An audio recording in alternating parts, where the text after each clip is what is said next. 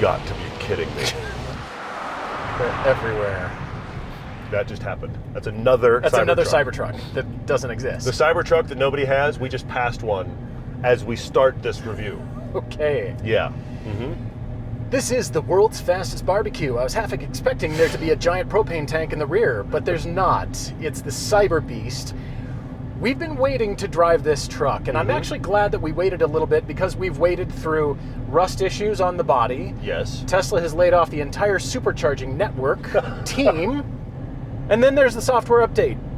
This truck belongs to Kyle Connor of Out of Spec, and Jordan Schieffer has driven it out to Utah, and we are here driving the CyberBeast. It's also the village bicycle because Matt Farah has driven it. Motor Trend has tested it for a week. So if you see this license tag, if you see this truck, it's got 12,000 miles on it right now. It has to be the most driven CyberTruck It's got to be out up there. of all of them. It has to be, yeah. So thank you to Kyle, thank you to Jordan for giving us this truck. Everybody's driven apparently, so we needed to as well. Great cars, great roads, and all the reasons we love to drive. Road trips, comparisons, test drives, and podcasts. This is Everyday Driver. This is not just CyberTruck. This is the upper level trim. It is the foundation trim, which is your super special you got an early model, which is down in CyberBeast, which means triple motor. So one in the front, two in the rear. This is the one that breaks 6 figures in cost. Yep. It's a 6-figure vehicle. It's also the one that breaks 3 seconds in 0 to 60. It is the version that you saw race the Porsche 911. Whether or not it was faster than the Porsche 911 is up to much debate. Yes. But this is a monster 7,000-pound vehicle that looks like a fridge and goes 0 to 60 faster than most cars on the planet. I've seen a few on the road here in Park City. I'm actually surprised at how many, and we'll get back to that in a minute. However, when you actually drive close to it, like we have to film it, it gets more bizarre. It looks more surreal up close in motion than anything I've ever been close to. It's a movie prop. Yeah, it really is. Every time I see one, I just think, it's made out of cardboard, and I can push it over with my finger. It's just a prop. It seems like it. Real? Yes, But it is actually real, and it makes 845 horsepower, but the torque is undetermined because Tesla doesn't really release the numbers. And so when you don't know anything about the engineering of a car, you call your friend Jason Fensky. When Jordan called Jason, we asked him about the torque output of the CyberBeast. But what you have to know is the torque output of each motor, which is similar, but you also have to know the gear ratios, and that one is not published for the front. So you can either calculate it at just under 700 pound-feet of torque, or at the wheels over 10,000. It's a lot. That's where we're leaving it. And I think Tesla just likes that they're more than anybody. Because when you go onto the freeway and you I better put my punch hand it. back, shouldn't I? Yeah, okay. Should probably, are we even in CyberBeast mode yet? I don't think it even matters. It doesn't matter. There we go.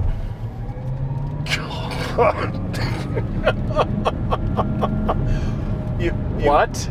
You actually have that sensation, and I'm sorry, I know this is a cliche, but you have that sensation that you do on a really fast roller coaster where you feel your face do this. You do. I mean, you actually feel the skin of your body is getting pulled back, and that is a sensation that is incredibly rare in a vehicle, and it's doing it in this fridge. When we were driving behind you for one of the shots, and you're just driving behind this metallic cube. It's like this thing from another world just kind of hovering along. It is so bizarre. This is what happens when Elon Musk says, this has to be this way. The thing about this, now that I've been close to it and have driven it some, is that I'm incredibly impressed they actually pulled this off. They did. It all works. There's some genuine, excellent engineering in this. Yes. And that's one thing. Like, cool engineering is one accomplishment, but then you were forced to put it in this shape. I don't believe that anyone else at Tesla but Elon Musk was married to this shape. Unless they were talking to the boss, and then of course it was the greatest shape ever. But this is a child's thinking.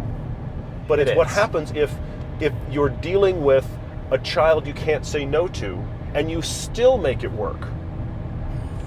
I'm astonished at the accomplishment of this, and I honestly still cannot believe it exists. Even riding in it or driving close to it, I'm just scratching my head the entire time.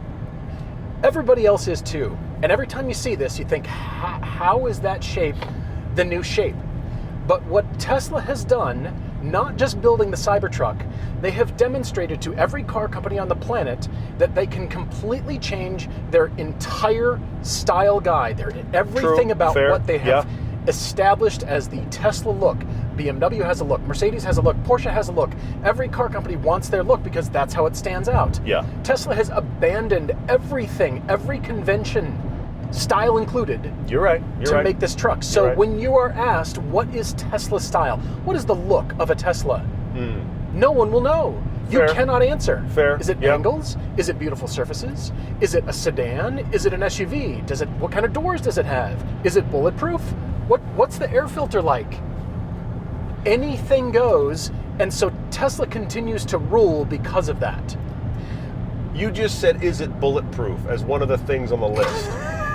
That has never, ever come. You and I have been doing this for nearly 2 decades, and we have never come up with the sentence, is it bulletproof? Is it bulletproof? Because why would you think that?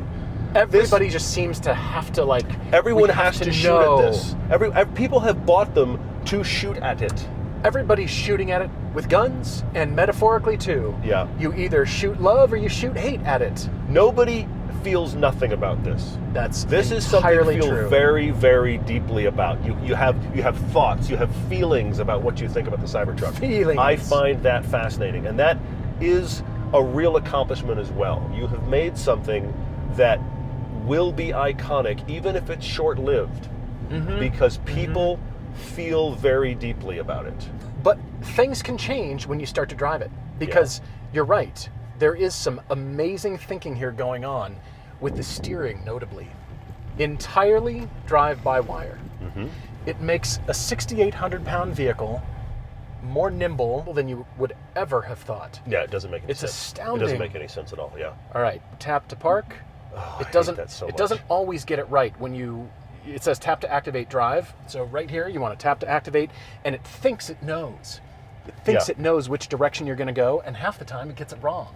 There is no transmission in a traditional sense. It is trying to anticipate what it thinks you're going to need next. And up in this corner, it's not giving you drive, park, DPR. It's not giving you any of that in this corner. It's giving you, do you want to tap the brake pedal? Do you want to tap the accelerator to confirm what it's guessing? Now, beside that is a slider. The slider is annoying. Up here by the mirror are government-required duplications Yes, this is the of redundancy. the actual park, drive, etc. And I only want to use those. I feel like I'm in a chopper, and I'm going to start it off here. Except they But don't light up. vanish. They vanish most of the time because they really want you to do this. So you got to use the slider mechanism or tap to confirm what the truck is guessing. Will it do it with when I step on the brake pedal? No. See, it automatically guesses. There it is. Okay, there it is. So that You tapped on that the is brake the pedal and it redundancy. came back. And I would much rather use that because I know what I'm doing. It's in drive though, because I stepped on the brake pedal. So you got to go back to park. There you go. Oh, lights come on. Great. You have to drive this and talk about steering because the steering is something completely different. Obviously, it's disconnected when the car is off, but it senses. And now with the new update, this is a 1.6 foot less radius for the turning circle, and it makes this thing turn in like it shouldn't. Agreed. Well, But there's zero feel. Nothing. You why can't would feel there be? a thing. Why would there be? But it's it literally feels like it is. just information. It's just information. It it's is just a code. simulator. It's a racing sim feel. It's just code. It's just, Yes for is sure. the answer. And that was part of the new update. And there will be subsequent updates. You might go out to your truck and everything's moved around. I mean, it's happened before. It's happened most on all Teslas. kinds of Teslas, yes. You just don't know where the button is now. Yep. The Foundation series, which this is, comes with the Alcantara on the dash. It comes with a light bar that isn't released yet. It comes with full self-driving that isn't released yet. Doesn't exist. You paid $20,000 for mostly things you aren't going to get yet, and they don't know when it's going to happen. You do have a 4-foot wiper. That exists no matter which version you get, so that's a thing. It's a fishing pole of a wiper. It's a pool cue masquerading as bash something to people clear with your that windshield. thing, yes. It's unbelievable. There's so much here. This is really just our first impression drive. And I'm amazed that we have the chance to get in this CyberBeast because it is the big, heavy-duty version. But it isn't, I want to talk about this further, it isn't as rare as you think. No, it's not. They're being built now. The They're fact out. that we just drove by one when the review started is the most hysterical thing out there. In design school, you learn that every single surface on a car has some crown to it, usually in a single direction because a perfectly flat surface looks concave, except when you build barbecues. And when you build fridges and barbecues, you can get away with a flat surface. And here we are, because it is HFS, the very hard stainless that Tesla has invented, you can't do much crown. You can't put much crown on any surface. Most of these are perfectly flat, and I used a straight edge to prove it. I've been waiting to use a straight edge and walk around the car and find out which panels do have crown and which don't. And it's just the front, just the gentlest crown on the front surfaces. You can see it's full of bugs. Tesla says, don't leave the bugs on it, but you know, Kyle and Jordan like to leave that on there in the name of research. And the glass, Gorilla Glass all the way around, and it's a huge piece of glass, it's crown a monster in one direction. But then it's hard to make panels really line up. And this is still built by software people. So do we give Tesla a pass for pulling off a Cybertruck, even though the panels are a little bit wavy because there's no coining or any indentation to give it rigidity, and it's stainless. It's hard to make these panels line up. So I feel like the fact that they pulled it off kind of gives them a little bit of a pass on panel perfection. I am in the camp that thinks this is ridiculous looking. However, I will correct myself with this counterpoint. In a world where it's overwhelmed with roughly egg-shaped, soft-edged, 5-seat CUVs, and a world where even if you aren't making one of those, everything looks kind of related. You can look at almost any vehicle on the market and you can be like, oh, that kind of takes from that, and oh, that kind of looks like that. This looks like nothing else. And in that regard, I have to give it real props. I don't like it, but it is such a complete departure from anything in reality that I appreciate the moonshot thinking, even though I think this is going to age even worse than the impressions people got when they first saw it. Although I have a prediction to make. When the Audi TT was introduced to the market, that reset the entire design community. Sure, yeah. That surface development found its way, the clamshell hood, those rounded surfaces, and in covering up the front crash structure with more bodywork so there wasn't a bumper, it was just a clean surface. That's reset the design industry, and that worked its way through a lot of cars of that era. I think this is going to give every other car manufacturer license to do something different and try it. Because Tesla did, and everybody's talking about it, well, mostly journalists, but everybody wants one, everybody's talking about it. It's crazy, whether you love it or you hate it, you can't not look at it, and it's going to give license to every car manufacturer to just try something different, and it's not going to look like anything we've ever done, and this is going to reset car design yet again.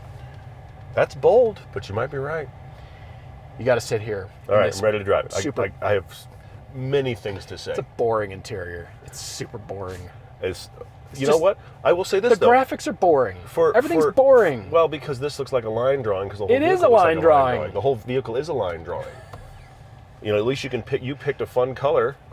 That's in the information. You just picked a yellowy orange because you could. Even though you can't make the vehicle look like that unless you wrap it. All right, let's customize it. What color do you want? I don't know. No, magenta blue. Hey, blue. Green. Oh, you know what? Yes, let's do Lamborghini green on our Cybertruck. Lamborghini green. It's got to be more yellow. Ooh. You're doing well. Okay, done. This is what counts for color fun in a CyberBeast. All right, drive this. Here's me.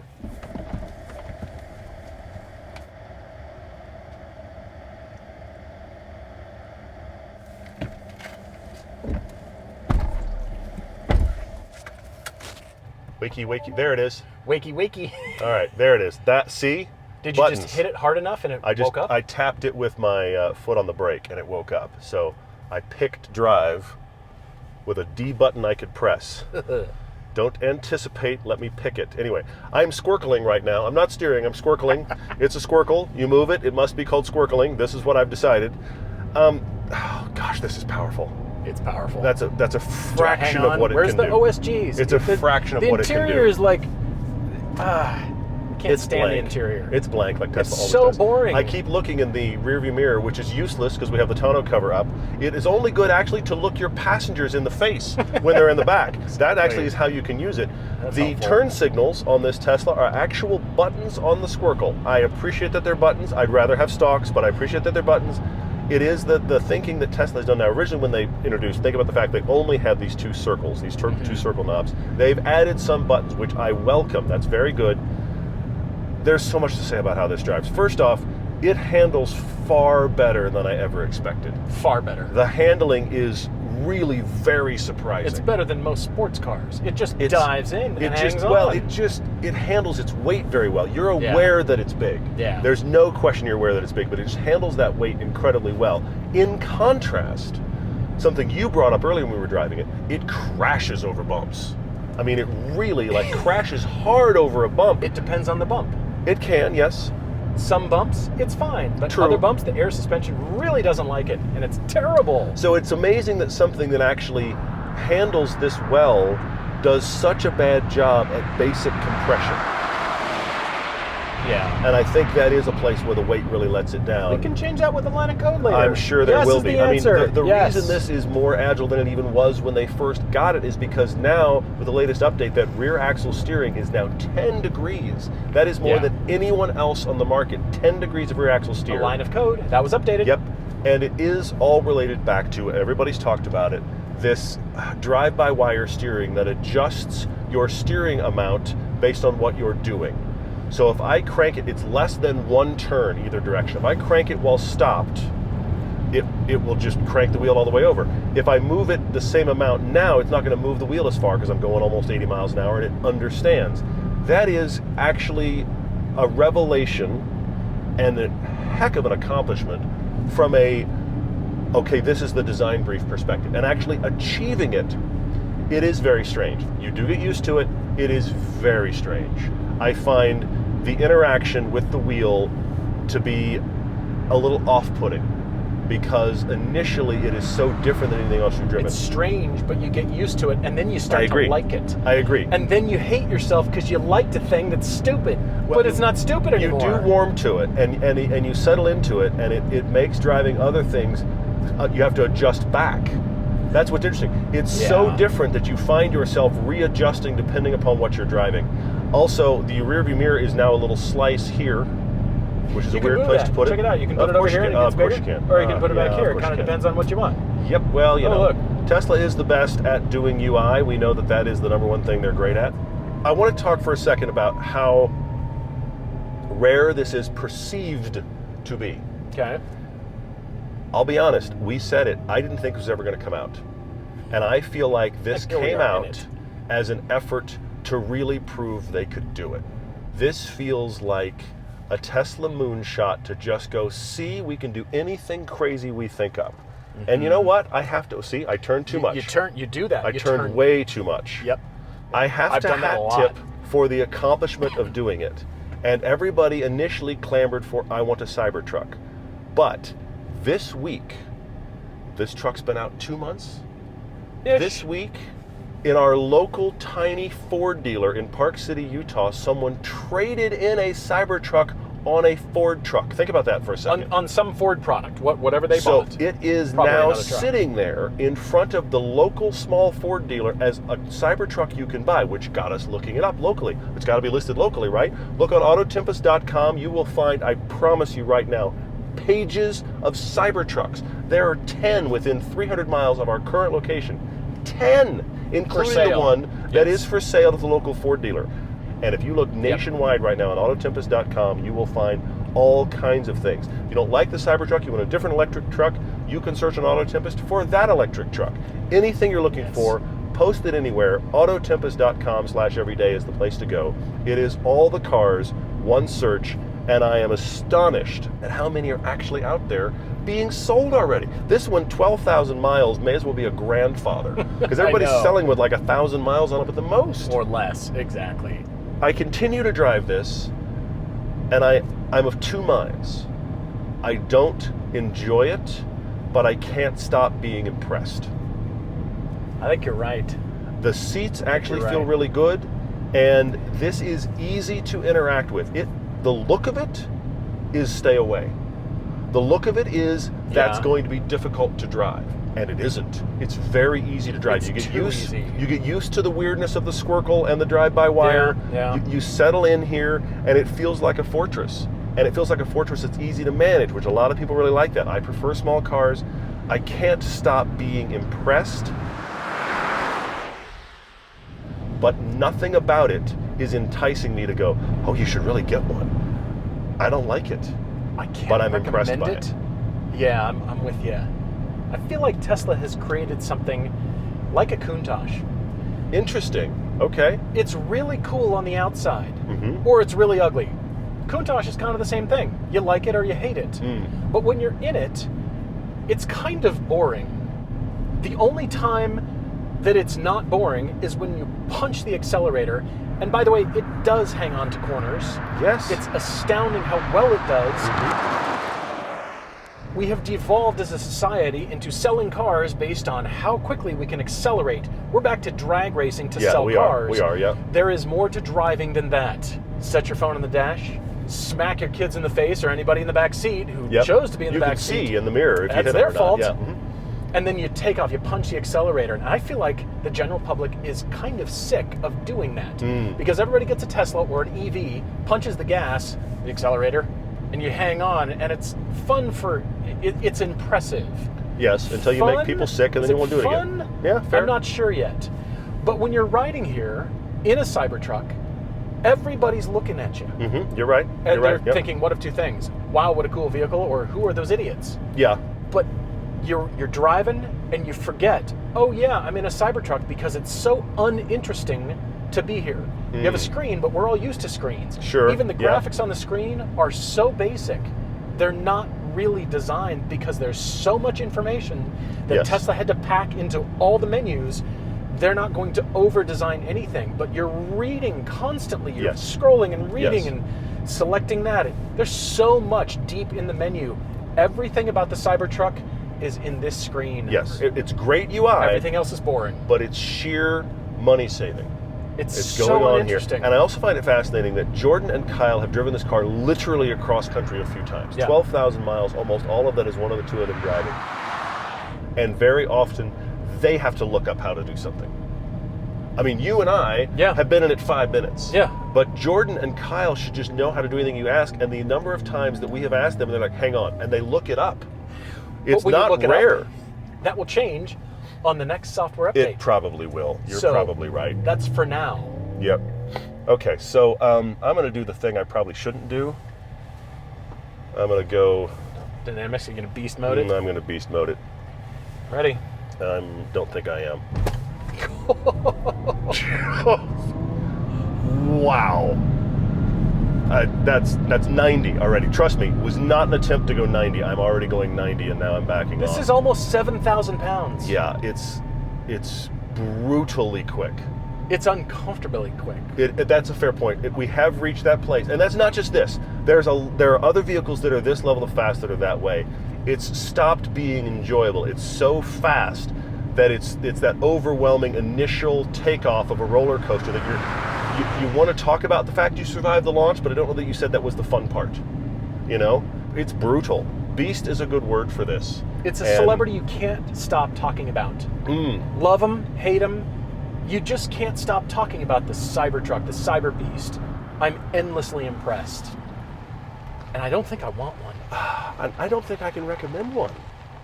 This is the scientific breakthrough you don't think you need. It's that thing that somebody figured out and you're like, it's seedless watermelon. I'm amazed you pulled it off. I think it's wholly unnecessary. What I feel like ultimately this is every now and then a manufacturer will do their big tech showcase. And it comes out at CES or SEMA or something like that, okay? And they just go, this is everything we can think of that we can do. But they don't build that. They build one. This is that, but Tesla decided, let's just start cranking them out. And I don't think they're going to sell well enough to have justified having done that. Well, I could be wrong. I think they're going to be a punchline to a joke. But here's the good part, though. When you do that moonshot stuff and you're supposed to show it off at CES or SEMA, then that ends up being technology that trickles down through the actual real cars you build that makes them better. And I think the technology here, trickling down through Tesla's lineup, will be a good thing. I just can't believe they're actually selling this. Here it is.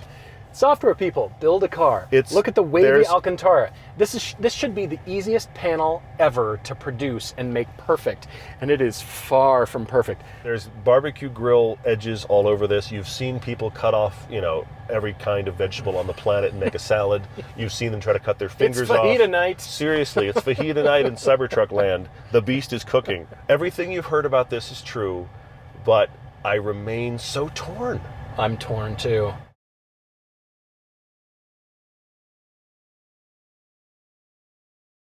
I'm just glad I have a park button.